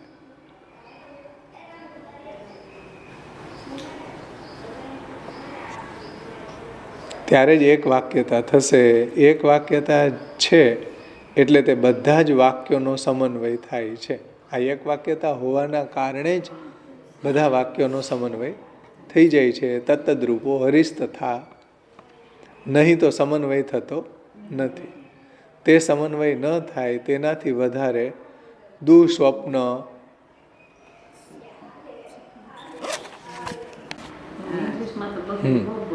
એટલે તે સમન્વય ન થાય તો તેનાથી વધારે દુસ્વપ્ન વાક્યાર્થ શોધવા માટે ઉદ્યમમાં બીજું નથી. નહીં તો સમન્વય થતો નથી. અને તે સમન્વય ન થાય તો એનાથી વધારે દુઃસ્વપ્ન વાક્યાર્થ શોધવા માટે ઉદ્યમમાં બીજું કાંઈ નથી. મતલબ કે એનાથી જે અસંબંધ વાત જે છે, અસંબંધ વાત છે, એ બીજી કોઈ વધારે નથી. આ એક વાક્યતા ન થવી એ જ મોટી વીકનેસ છે, એ જ મોટું દુઃસ્વપ્ન છે. અસમન્વિત વાક્ય રહી જાય છે તે સૌથી મોટું દુઃસ્વપ્ન છે ને. અસમન્વિત વાક્ય રહી જાય મતલબ કે એનો સમન્વય ન કરી શકે કોઈ, એ બહુ મોટામાં મોટી એની વીકનેસ છે એમ સમજી લો. મોટું દુઃસ્વપ્ન છે. સમન્વિત થાય ત્યારે એક વાક્યતા થાય, આ વાત નિશ્ચિત છે. અને જ્યારે સમન્વય થાય બધાનો, વેદાહ કૃષ્ણ વાક્યાની વ્યાસસૂત્રાણી ચૈવહી સમાધિ ભાષા વ્યાસસ્ય પ્રમાણમ તત્ચતુષ્ટયમ ઉત્તરમ પૂર્વ સંદેહ ભારકમ પરિકીર્તિતમ યજ્ઞરૂપો હરિ પૂર્વકાંડે બ્રહ્મતનુ પરે અવતારી હરિકૃષ્ણ શ્રી ભાગવત ઈર્યતે સૂર્યાદિ રૂપ ધ્રુગ બ્રહ્માંડે જ્ઞાનાંગ મીર્યતે પુરાણેશુ અપી સર્વેશુ તત્તદ્રૂપો હરિસ્તથા. આ બધા શ્લોકોમાં શ્રી મહાપ્રભુજી આપણને એક વાક્યતા કરીને સમજાવી. આમાં કોઈ હવે આમાં આડાવડું કાંઈ ન કરી શકે. કોઈ એમ કે કાંઈ દુર્ગા ગણપતિ શિવ બ્રહ્મા વિષ્ણુનું વર્ણન છે, તમે એમ કહો ને કે હરિનું જ બધું એક વાક્યતા જે છે વેદ ગીતા બ્રહ્મસૂત્ર અને ભાગવતની, તો પછી પુરાણોની અંદર કેમ દુર્ગા ગણપતિ ને બ્રહ્મા વિષ્ણુ શિવનું વર્ણન છે, અને વેદમાં કેમ સૂર્ય પછી ઇન્દ્ર વરુણ અગ્નિ આનું કેમ વર્ણન છે? તો આમાં એક વાક્યતા તો ક્યાંય લાગતી નથી. આવો પ્રશ્ન કોઈ કરી શકે નહીં, કારણ કે તત્તદ્રૂપો હરિસ્તથા આદિ મધ્યે ચ અંતે ચ હરિ સર્વત્ર ગીયતે. આદિ હોય, મધ્ય હોય કે અંત હોય, હરિનું જ વર્ણન કરેલું છે. આ બધાની એક વાક્યતા કરીને મહાપ્રભુજી આપણને સમજાવ્યું છે. બ્રજભાષામાં જોઈ લઈએ આપણે, એટલે આપણો આ શ્લોક સંપન્ન થાય 12મો. એમાં ઉત્થાનિકામાં શ્રી મહાપ્રભુજી પ્રકાશમાં આજ્ઞા કરે છે, વેદે પુરાણે ચ ક્વચિત અન્યાર્થ પ્રતિપાદનમ આશંક્ય તેષામ અંગત્વમિતિ અભિપ્રાયેણ આહ સૂર્યાદિ રૂપધૃક. એટલે વેદ પુરાણોમાં શ્રી કૃષ્ણથી ભિન્ન અન્ય દેવતાની ઉપાસના, અન્ય દેવતા જે છે એ ઉપાસ્ય હોવાનું વર્ણન જોવા મળે છે.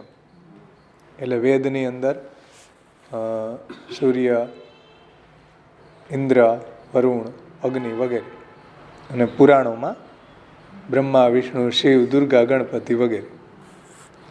તો વેદે પુરાણે ચ છે ને, વેદમાં અને પુરાણમાં ક્વચિત અન્યાર્થ પ્રતિપાદનમ, એટલે અન્ય દેવી દેવતાઓને ઉપાસનાઓનું પ્રતિપાદન કરેલું છે. આશંક્યમ તેષામ અંગત્વમિતિ અભિપ્રાયેણ આહ સૂર્યાદિ રૂપધૃક. તો એ જે દેવતાઓને ઉપાસ્ય હોવાનું વર્ણન કરવામાં આવે છે, તો એના સમાધાનમાં કહે છે કે તત્તદ્રૂપે તો હરિ જ છે અને એનું અંગત્વ છે. આપણે જોયું અંગી હરિ છે, અને આ બધા દેવતાઓ છે એ એના અંગરૂપ છે, વિભૂતિ રૂપ છે વગેરે. સૂર્યાદિ રૂપ ધ્રુક બ્રહ્મકાંડે જ્ઞાનાંગ મીર્યતે પુરાણેસ્વપી સર્વેષુ તત્તદ્રૂપો હરિસ્તથા. વેદના પૂર્વકાંડમાં એટલે કે કર્મકાંડમાં ક્રિયાશક્તિ વિશિષ્ટ યજ્ઞરૂપ હરિ છે. સૂર્યાદિ રૂપ ધારણ કરનારા, સૂર્યાદિ રૂપ ધ્રુક બ્રહ્મકાંડે એટલે સૂર્યાદિ રૂપ ધારણ કરનારા હરિ બ્રહ્મકાંડમાં જ્ઞાનનું અંગ કહેવાય છે. અને તેવી જ રીતના સર્વ પુરાણોમાં પણ જે દેવતાઓ છે, બ્રહ્મા વિષ્ણુ શિવ દુર્ગા ગણપતિ, તે રૂપ હરિ જ છે. શ્રી મહાપ્રભુજી પ્રકાશમાં આજ્ઞા કરે છે, જુઓ, બ્રહ્મકાંડે એટલે કે જ્ઞાનકાંડમાં જ્ઞાન સિદ્ધિ અર્થમ ઉપાસના નિરૂપ્યતે.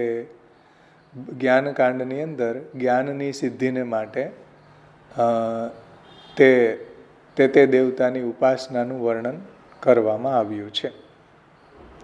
તત્ત ચિત્તશુદ્ધિ દ્વારા એવ ઇતિ કેચિત. એ જે દેવતાઓનું જે વર્ણન કર્યું છે, દેવતાઓની ઉપાસનાનું જે વર્ણન કરવામાં આવ્યું છે, તે ઉપાસના છે જ્ઞાનનું અંગ હોવાથી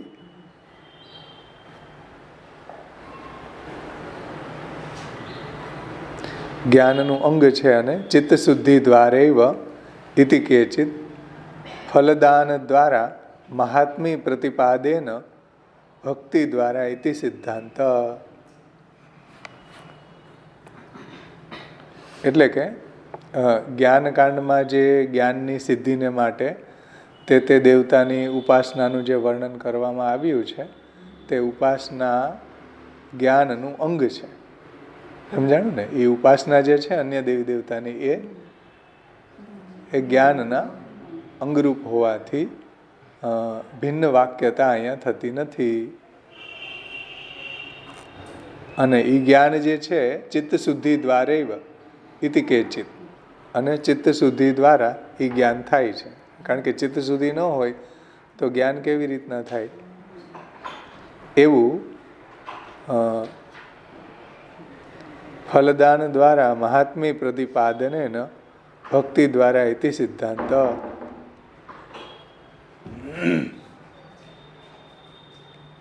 અને આવું જે માને છે ને એ એક દેશી માને છે, માયાવાદીઓ વગેરે. માયાવાદીઓ શું માને કે ભાઈ આ દેવી દેવતાની ઉપાસના કરવામાં આવે તો એનાથી શું થાય? ઉપાસના કરવાથી ચિત્ત શુદ્ધ થાય, અંતઃકરણ શુદ્ધ થાય, અને શુદ્ધ અંતઃકરણમાં પછી જ્ઞાન થાય. એટલે જ્ઞાનનું અંગ છે. આ કોનો મત છે?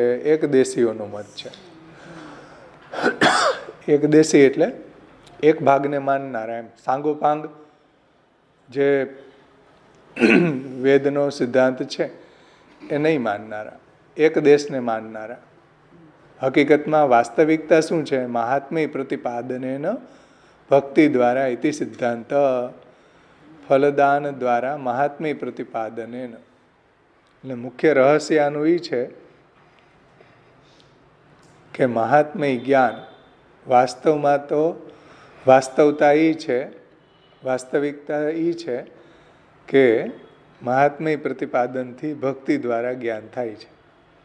આ સાચું તાત્પર્ય મહાપ્રભુજીનું આ છે કે મહાત્મ્ય જ્ઞાન પ્રતિપાદનથી ભક્તિ દ્વારા જ્ઞાન થાય છે. એટલે ભગવાનનું મહાત્મ્ય જાણવાથી ભક્તિ થાય છે, અને ભક્તિથી પ્રસન્ન થઈને ભગવાન છે એ જ્ઞાન આપે છે. સમજમાં આવી ને વાત? તો તથા ફલદાન દ્વારા મહાત્મ્ય પ્રતિપાદનેન ભક્તિ દ્વારા ઇતિ સિદ્ધાંત. આ મહાપ્રભુજીનો મત છે. મહાપ્રભુજીનો મત શું છે?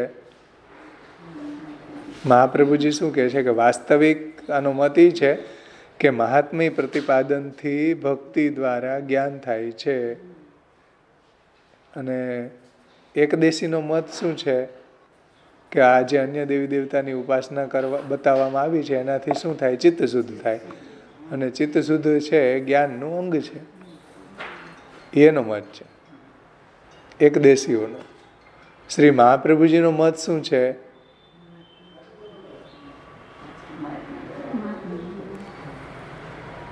શ્રી મહાપ્રભુજીનો મત એ છે કે મહાત્મ્ય પ્રતિપાદનથી ભક્તિ દ્વારા ભગવાન એને જ્ઞાન આપે છે. એટલે ભગવાનનું મહાત્મ્ય જાણવાથી ભક્તિ થાય છે, અને ભક્તિથી પ્રસન્ન થઈને ભગવાન છે એ જ્ઞાન આપે છે. એટલા માટે પુરાણોક્તા નામ દુર્ગા ગણપતિ પ્રભૃતિ નામ વિશિષ્ટ શેષત્વમ આવરણ દેવતાત્વેન તથાપિ ભિન્નાર્થત્વમ આશંક્ય તત્તદ્રૂપો હરિસ્તથા ઇતિ ઉક્તમ સાધનરૂપ ફલરૂપશ્ચ સ્વયમેવ ઇતિ એક વાક્યતા. એટલે સમજો ધ્યાનથી આ વાત. શ્રી મહાપ્રભુજીનો મત શું છે કે મહાત્મ્ય પ્રતિપાદનથી ભક્તિ દ્વારા જ્ઞાન થાય છે. એટલે ભગવાનનું મહાત્મ્ય જાણવાથી ભક્તિ થાય છે ભગવાનમાં, અને ભક્તિથી ભગવાન પ્રસન્ન થાય છે. અને ભગવાન છે ભક્તિથી પ્રસન્ન થઈને ભગવાન છે ભક્તોને જ્ઞાન પ્રાપ્ત કરાવે છે. સમજમાં આવ્યું ને વાત? એટલે પુરાણોની અંદર જે વર્ણિત દેવતાઓ છે, ગણપતિ, દુર્ગા વગેરે, એ આવરણ દેવતાનું અંગ છે. સમજો, હવે આ સમજવું સરળ પડશે. આવરણ દેવતા,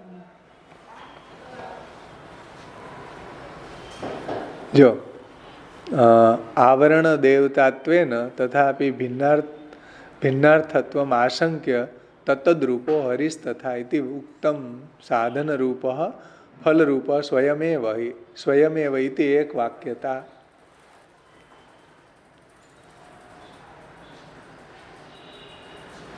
એટલે ભગવાન છે ભક્તિથી પ્રસન્ન થાય છે. પછી કહે છે કે ભાઈ પુરાણોમાં કહેલા જે દુર્ગા, ગણપતિ આદિ દેવતા છે એ આવરણ દેવતાનું અંગ છે. આવરણ દેવતાઓ જે છે એ મુખ્ય દેવતાનું અંગ છે. મુખ્ય દેવતા છે એ અંગી છે, અને આ બધા આવરણ દેવતા એના અંગ છે. અને તે રૂપ હરિ પોતે જ છે. તત્તદ રૂપો હરિસ તથા. તો એક વાક્યતા થાય ને પ્રમેયની.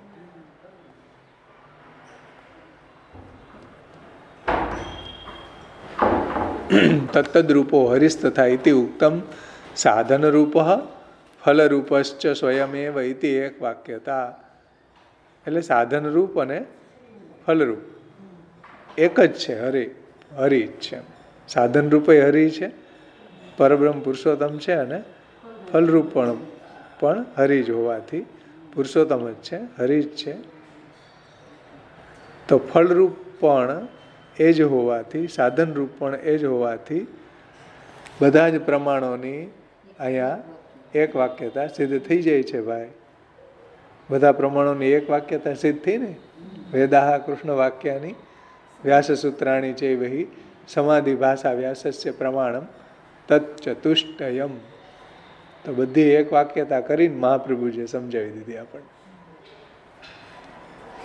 હવે બ્રજભાષામાં જોઈ લઈએ. આ પ્રકાશ હતું, મહાપ્રભુજીની આ ટીકા છે પ્રકાશ. હવે બ્રજભાષામાં ગોકુલદાસજી પ્રકાશના આવરણ ભંગ સાથે સમજાવે છે. હવે જુઓ, वेद तथा पुराणन में क्वचित श्री कृष्ण सुभिन्न ऐसे अन्य देवता के उपास्य होइवे को प्रतिपादन देखवे में आवे हैं. ऐसी शंका करी के वाको समाधान आगे के श्लोक सु करे है. सो वे उपास्य देवता ज्ञान के अंगभूत है. शंका समझाणी बधाने?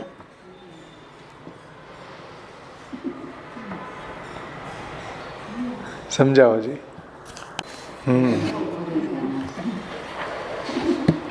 બરાબર છે. જો આ શંકા કોઈ અહીંથી જ વાંચે તો સમજમાં જ ના. વચ્ચે આ વાત કેમ આવી ગઈ? આ વાત આગળથી ચાલી આવે. આ પ્રમાણની વ્યવસ્થા આગળથી સમજાવે કે વેદ, ગીતા, બ્રહ્મસૂત્ર, ભાગવતની અંદર તમે એમ કહો કે એક જ પ્રમેય છે. હા, તો વેદની અંદર તો યજ્ઞનું વર્ણન છે, ઉપનિષદની અંદર તો જ્ઞાનનું વર્ણન છે.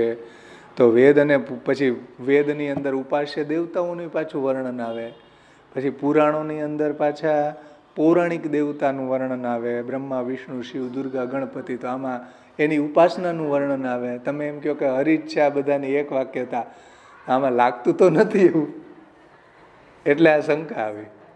આગળનું બધું ભેગું જો ચાલતું હોય ને તો આ સમજમાં આવે આ શંકા. અહીંથી કોઈ શંકા જ વાંચે કેવલ તો એ અઘરું પડી જાય. વેદ પુરાણ મેં ક્વચિત કૃષ્ણ સુભિન્ન. જો આવ્યું ને કૃષ્ણ સુભિન્ન, તમે એમ કહો કે પ્રમેય કૃષ્ણ જ છે, બધા એમાં હરિ જ છે. આમાં તો દેખાતું તો નથી. અલગ અલગ વર્ણન આવે છે, અલગ અલગ દેવતાઓની ઉપાસનાનું વર્ણન આવે છે. તો કૃષ્ણ સુભિન્ન હે ને. કૃષ્ણ સુભિન્ન એટલે એ છે अन्य देवतान के उपास्य होवे को प्रतिपादन देखवे में आवे है। ऐसी शंका करी के वाको समाधान आगे के श्लोक शू करे है, जो उपास्य देवता ज्ञान के अंगभूत है। समझ में आयु ने? એટલે સૂર્યાદિ રૂપ ધ્રુક બ્રહ્મકાંડે જ્ઞાનાંગ મીર્યતે, એટલે જ્ઞાન જે ઉત્તરકાંડ છે, જ્ઞાનાંગ ઉત્તરકાંડ છે, એટલે બ્રહ્મકાંડ છે, એની અંદર સૂર્યાદિ રૂપોનું સૂર્યાદિ દેવતાનું વર્ણન છે. શા માટે છે? જ્ઞાનના અંગ રૂપે, જ્ઞાનાંગ વીર્યતે. સમજમાં આવ્યું ને?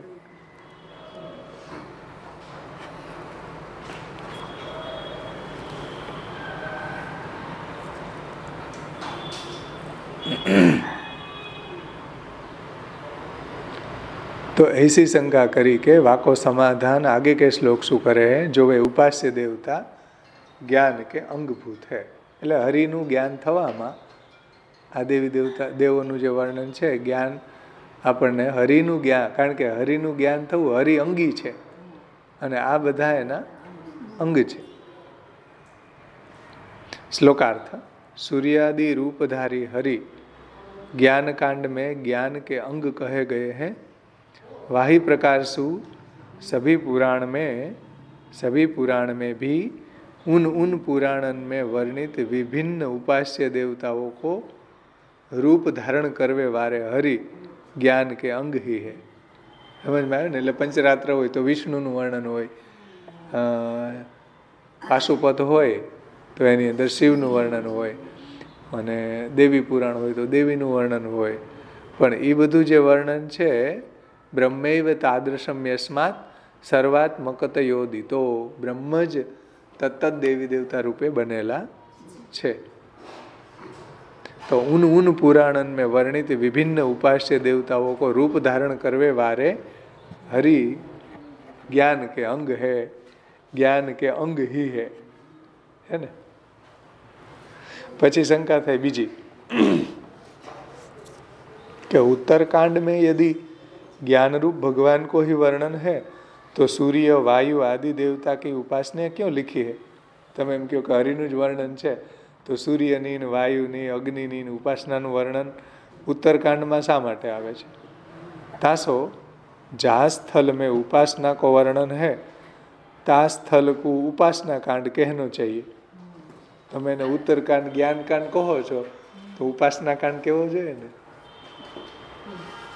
સમજમાં આવ્યું કે તમે એને જ્ઞાન કાંડ કહો છો, એ છે તો ઉપાસનાનું વર્ણન એમાં, એટલે ઉપાસના કાંડ કેવો જોઈએ? તો એનું સમાધાન શ્રી મહાપ્રભુજી કઈ રીતના કરે જુઓ. ઉપાસના કાંડ જુદો નહીં હે. ઉપાસના કાંડ કોઈ વેદથી અલગ નથી ભાઈ. સૂર્ય વાયુ આદિ રૂપી ભગવાનને ही धारण કરે હે. હવે જો એક વાક્યતા આવે, સૂર્ય વાયુ અગ્નિ વરુણ આ દેવતાઓના રૂપો ધારણ કોણે કરેલા છે? હરિએ કરેલા છે. ઉન રૂપન કી ઉપાસના કરવે વારેન કુ शास्त्र अनुसार फल दे के श्री कृष्ण अपनो महात्म्य जतावे है. जो उन रूपन की उपासना करवे वारेन को शास्त्र अनुसार फल दे के, એટલે તે દેવતોની સૂર્યની કે વરુણની કે વાયુની કે અગ્નિની કોઈ ઉપાસના કરે તો શાસ્ત્રમાં બતાવેલું ફલ એને પ્રાપ્ત થાય. પણ એ ફલ કોણ આપે છે? શ્રી કૃષ્ણ અપનો મહાત્મ્ય જતાવે હે. આવું ફલદાન કરે ભગવાન જ. ભગવાને એને ઓથોરિટી આપી એટલે દેવી દેવતાઓ ફલ આપી શકે. સ્વતંત્ર ફલ આપવાનું સામર્થ્ય એનામાં નથી, જેમ મોક્ષ આપવાનું સામર્થ્ય નથી. લ્યો, જ્યારે મુચકુંદ રાજાએ ઇન્દ્રને પાસે મોક્ષ માંગ્યો તો ઇન્દ્ર કે ભાઈ એ અમે ન આપી શકીએ, અમારું એવું સામર્થ્ય નથી કે અમે એને મોક્ષ આપી શકીએ, એ તમને ભગવાન આપી શકે. મુકુંદમ મોક્ષમ દદાતી. સમજમાં આવી ને? તો જુઓ, એ સામર્થ્ય દેવતાઓ પાસે જે છે એ હરિએ આપેલું છે. એટલે કહે છે કે ભગવાને એ સામર્થ્ય શ્રી કૃષ્ણએ અપનો મહાત્મ્ય જતાવે કે લીએ वो દેવી દેવતાઓ છે. ઉપાસના કાંડમાં જેનું વર્ણન છે, ઉપાસના કરવે વારેન કુ શાસ્ત્ર અનુસાર ફલ દે કે શ્રી કૃષ્ણ અપનો મહાત્મ્ય જતાવે હે. એના દ્વારા પ્રભુનું મહાત્મ્ય સમજાવવામાં આવે છે. महात्मी जानवे वारे आपके विषय भक्ति होवे है અને મહાત્મી જો જાણે પ્રભુનું તો પ્રભુ વિશે ભક્તિ થાય. જે હમણાં આપણે આખી ટીકામાં એ જોઈ મહાત્મી જ્ઞાન કે ભગવાન અવતાર દશા છે ત્યારે આવા કોઈ મહાત્મી જ્ઞાનની આવશ્યકતા નથી, પણ જ્યારે ભગવાનની અવતાર દશા નથી ત્યારે સ્ટાર્ટિંગ પોઈન્ટ જ મહાત્મી જ્ઞાન છે. મહાત્મી જ્ઞાનથી જ શરૂ થાય યાત્રા. અને મહાત્મી જ્ઞાન જુઓ, શાસ્ત્ર અનુસાર ફલ દે કે શ્રી કૃષ્ણ અપનો મહાત્મી જ્ઞાન જતાવે હે. महात्मी जानवे सो आपके विषय भक्ति होवे है और भक्ति सो ज्ञान होवे है. या प्रकार सो ब्रह्म ज्ञान होइवे के अर्थ ही उपासना को वर्णन ज्ञान कांड में है. समझ में आवे छे ने बात? भक्ति थी ज्ञान थाय. पेला ज्ञान थी भक्ति थाय, कारण के ज्ञान विरहित भक्ति छे ए फलदान न आपे. નિરંજનમ એ નિરાકારનું જે જ્ઞાન છે જો ભક્તિ ન હોય તો એની શોભા ન થાય. એટલે ઉત્કૃષ્ટ જ્ઞાન પણ ભક્તિ વગર શોભતું નથી. અને ભક્તિથી પાછું એને આવું જે ઉત્તરકાંડમાં બતાવેલું જ્ઞાન છે જ્ઞાન, એ જ્ઞાન એનું સિદ્ધ થાય. યા પ્રકાર સો બ્રહ્મ જ્ઞાન હોઈવે કે અર્થ હી ઉપાસના કો વર્ણન હે. એટલે તાત્પર્ય તો પાછું ભગવાનનું જ્ઞાન થવા માટે જ એ આ સૂર્ય, પછી ઇન્દ્ર, વરુણ અને અગ્નિ એ બધા દેવતાઓની ઉપાસનાનું વર્ણન આવે છે ઉત્તરકાંડમાં. ઉત્તરકાંડમાં આ બધા દેવતાઓની ઉપાસનાનું વર્ણન આવે છે. શા માટે? જ્ઞાન થવા માટે.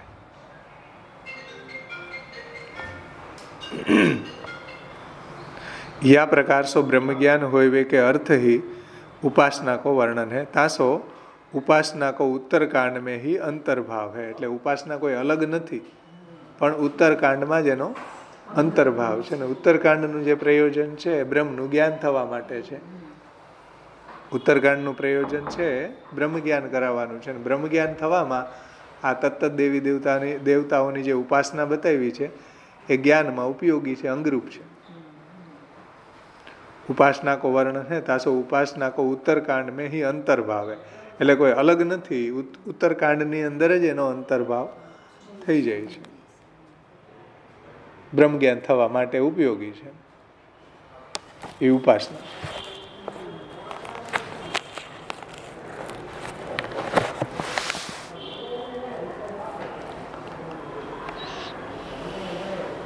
આ મહાપ્રભુજીનો મત છે. આ શ્રી મહાપ્રભુજીનો મત છે કે તત્ત દેવતાઓની જે ઉપાસના બતાવી છે એના દ્વારા હરિનું મહાત્મ્ય જ્ઞાન થાય અને મહાત્મ્ય જ્ઞાનથી ભગવાનમાં ભક્તિ થાય. એનાથી જ્ઞાન માર્ગમાં એને જ્ઞાન સિદ્ધ થાય. આ મહાપ્રભુજીનો મત છે. શંકરાચાર્યજી શું કે આ સંદર્ભમાં કે ભાઈ ઉત્તરકાંડની અંદર ઉપાસના જે દેવતાઓની બતાવી છે એ શા માટે બતાવી છે, એમાં એકદેશીનો મત શું છે? શંકરાચાર્યજીનો મત શું છે? એ એમ કે છે કે તત્ત દેવોની ઉપાસના કરવાથી શું થાય? અંતઃકરણ શુદ્ધ થાય. અંતઃકરણ શુદ્ધ થવાથી જ્ઞાન એમાં સ્થિર થાય. એ એનો મત છે. જે આમાં આપણે જોઈએ શ્યામબાવાએ જે વ્યાખ્યાનમાં સમજાવ્યું, આ જો કે આવરણ ભંગમાં બતાવ્યું છે. આ એકદેશીનો મત.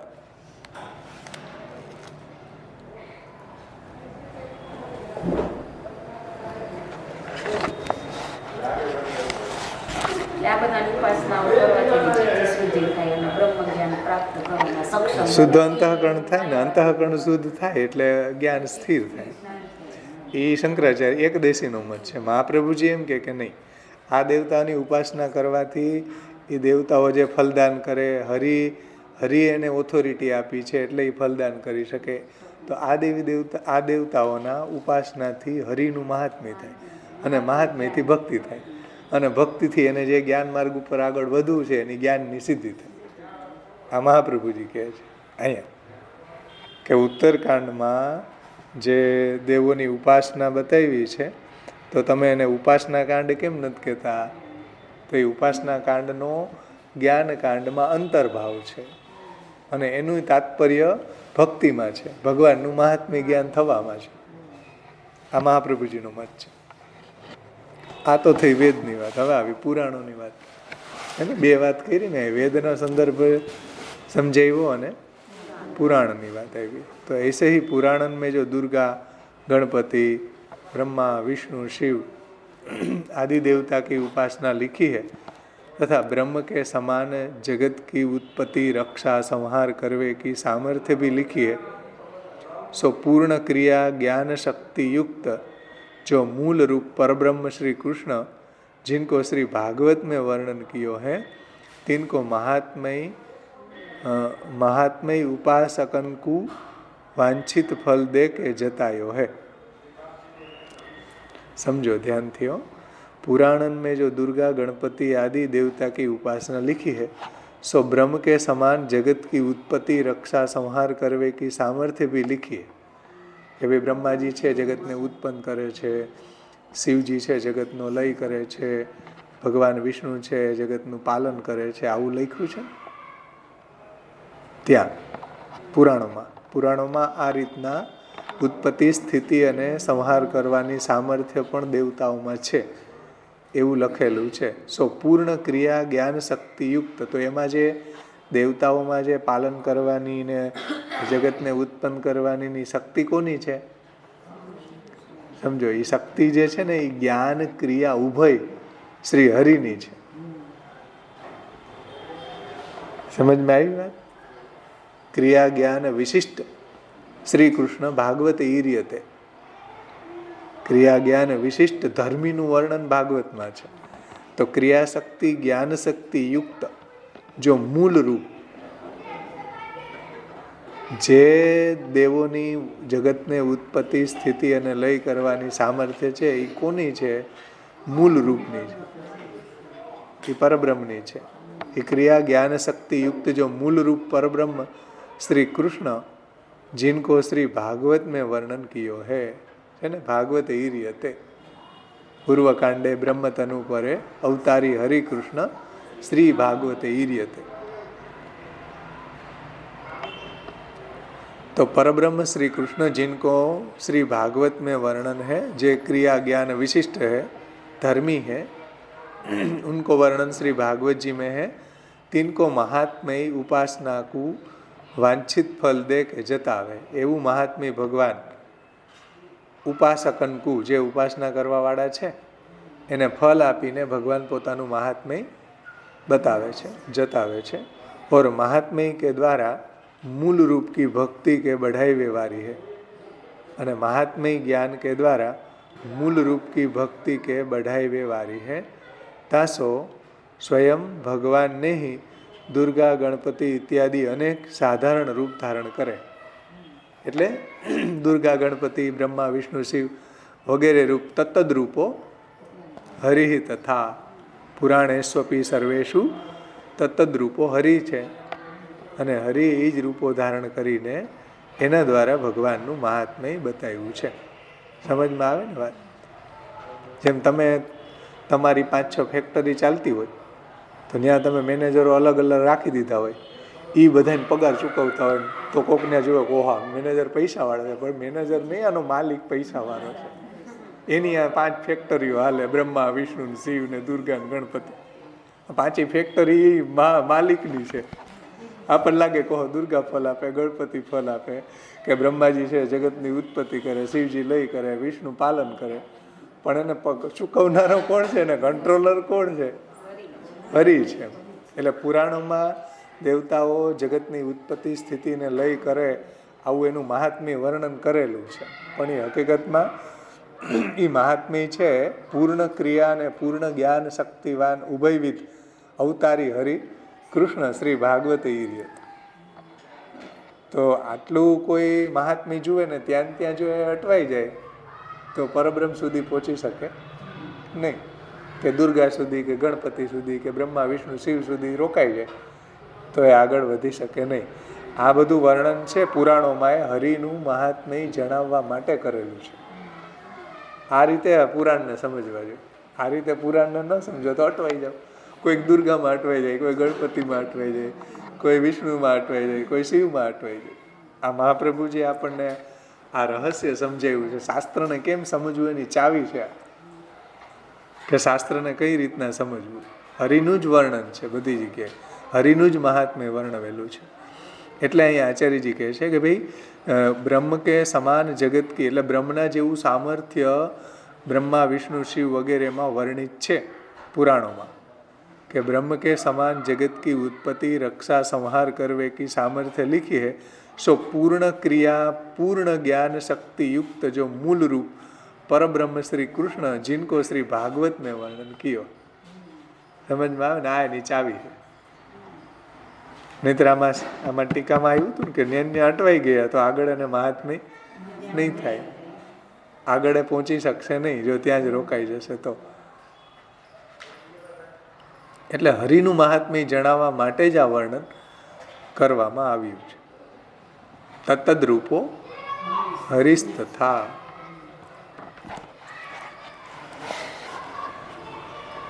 और महात्म्य के द्वारा मूल रूप की भक्ति के बढ़ाए वे वारी है. तसो स्वयं भगवान ने ही दुर्गा गणपति इत्यादि अनेक साधन रूप धारण करे हैं. એટલા માટે ભગવાને જ આ રૂપો ધારણ કરીને એ હરિનું મહાત્મ્ય બતાવે છે આપણને. એમાં એ સાધન છે, સાધન રૂપ ધારણ કર્યા છે જે બીજાને ફલ પણ આપે છે. તાસો સ્વયં ભગવાનને હિ દુર્ગા ગણપતિ ઇત્યાદિ અનેક સાધન રૂપ ધારણ કરે હે. એના દ્વારા આપણને હરિનું મહાત્મ્ય સિદ્ધ થાય છે. અહીં સુધી આપણે રાખીએ. આપણો આ 12મો શ્લોક બહુ સુંદર રીતે આપણો ટીકા સાથે સંપન્ન થયો.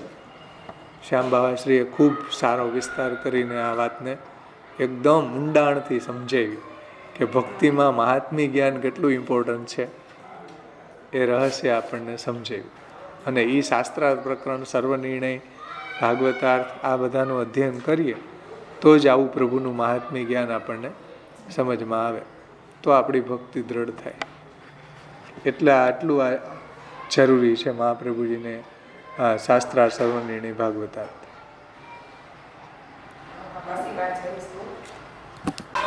જુઓ આવરણ ભંગમાં જુઓ, હજી એક પેરેગ્રાફ જ છે પણ બહુ સુંદર પુરુષોત્તમજી એનો ખુલાસો કર્યો છે કે પુરાણોમાં આવરણ ભંગ એટલે 75 પેજ ઉપર પુરાણોમાં નીચે છેલ્લી 5 લીટી, પુરાણોમાં દુર્ગા ગણપતિ આદિ દેવતાઓની ઉપાસના લખી છે તથા બ્રહ્મની માફક જગતની ઉત્પત્તિ, રક્ષા અને સંહાર કરવાના સામર્થ્યની વાત પણ ત્યાં લખી છે. તે એટલા માટે લખી છે કે તે દેવતાઓની ઉપાસના કરવાથી ઉપાસકોને વાંછિત ફલ મળતા મૂળ રૂપ શ્રી કૃષ્ણના મહાત્મ્યનો વિસ્તાર થઈને એમની ભક્તિની વૃદ્ધિ થાય. એટલા માટે ભગવાને દુર્ગા, ગણપતિ વગેરે અનેક સાધન રૂપો ધારણ કર્યા છે ને, અનેક સાધન રૂપો ધારણ કર્યા છે ભગવાને જ, કે એના દ્વારા જે વાંછિત ફલ આપે છે એના ઉપાસકોને, અને એના દ્વારા ભગવાન શ્રી કૃષ્ણનું મહાત્મ્ય થાય આપણને. હવે જો ભક્તિથી જ્ઞાન થાય છે એ વાત નીચેના શ્લોકથી સિદ્ધ કરે છે. ભક્તિથી જ્ઞાન કેવી રીતના? પ્રકાશમાં એમ કીધું ને કે ભગવાનનું મહાત્મ્ય જાણવાથી ભગવાનમાં ભક્તિ થાય, અને ભક્તિથી પ્રસન્ન થઈને ભગવાન જ્ઞાન આપે છે. તો ભક્તિથી જ્ઞાન કેવી રીતના? આપણને એમ લાગે ને જ્ઞાનથી ભક્તિ થાય તો બરાબર, ચલો કે ભગવાનના મહાત્મ્ય જ્ઞાનથી ભગવાનમાં ભક્તિ થાય, પણ ભક્તિથી પાછું જ્ઞાન આપે છે ભગવાન, એટલે શું? તો પુરુષોત્તમજી એનો ખુલાસો કરે છે કે ભક્તિથી જ્ઞાન થાય છે. આ વાત ભગવદ્ ગીતાના શ્લોકથી એને સમજાવી રહ્યા છે. ભક્ત્યા મામ અભિજાનાતિ યાવન યશ્ચાસ્મિ તત્વતઃ તતો મામ તત્વતો જ્ઞાત્વા વિશતે તદનંતરમ. શ્રીમદ ભગવદ્ ગીતા 18મો અધ્યાય 55મો શ્લોક. હું કોણ છું અને શું છું આ વાત તત્વ થકી તે ભક્તિ વડે જાણે છે. એટલે મારા સ્વરૂપને જાણવું હોય તો ભક્તિ જોઈએ. સમજમાં આવે ને? ભગવાનના સ્વરૂપને જાણવા માટે તો જ્ઞાન આવ્યું ને, ભગવાનના સ્વરૂપનું જ્ઞાન મેળવવા માટે ભક્તિ જોઈએ. તો હું કોણ છું અને શું છું આ વાત તત્વ થકી તે ભક્તિ વડે જાણે છે. આ પ્રમાણે તત્વ થકી મને જાણીને તે તત્કાલ મારામાં પ્રવેશ કરે છે. તતો મામ તત્વ તો જ્ઞાત્વા, મને આ રીતના તત્વથી જાણી લે એટલે જ્ઞાન થઈ જાય તત્વનું, તો એ મારામાં પ્રવેશ કરે છે. સમજમાં આવી ને વાત? અહીંયા શ્લોક આવરણ ભંગ અહીંયા પૂરું થયું. એટલે આ શબ્દ અહીંયા પ્રકાશમાં આવ્યો કે ભાઈ જ્ઞાનથી ભક્તિ થાય છે ને ભક્તિથી ભગવાન જ્ઞાન આપે છે. જ્ઞાન આપે છે એટલે આવું તત્વ થકી ભગવાનના સ્વરૂપને જાણે છે. આ વાત તત્વ થકી તે ભક્તિ વડે જાણી શકે છે. આવ્યું? ભક્તિ વડે મારા સ્વરૂપને જાણી શકે છે અને મારા સ્વરૂપને જાણી લે તો મારી અંદર એ પ્રવેશ પામે છે અથવા તો મારી પ્રાપ્તિ કરી લે છે. એટલે ભગવાનના સ્વરૂપને જાણવું હોય તો ભક્તિ છે. સમજમાં આવી ને વાત? આ રીતના આપણો આ 12મો શ્લોક અહીંયા સંપન્ન થયો. આવતે વખતે આપણે આગળનો 13મો શ્લોકનું અવગાહન કરશું. આમાં કોઈને કાંઈ પ્રશ્ન હોય તો સમજાઈ ગઈ બધાને?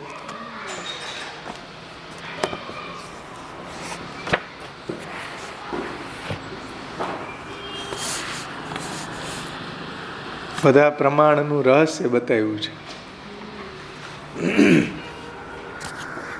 ચાલો.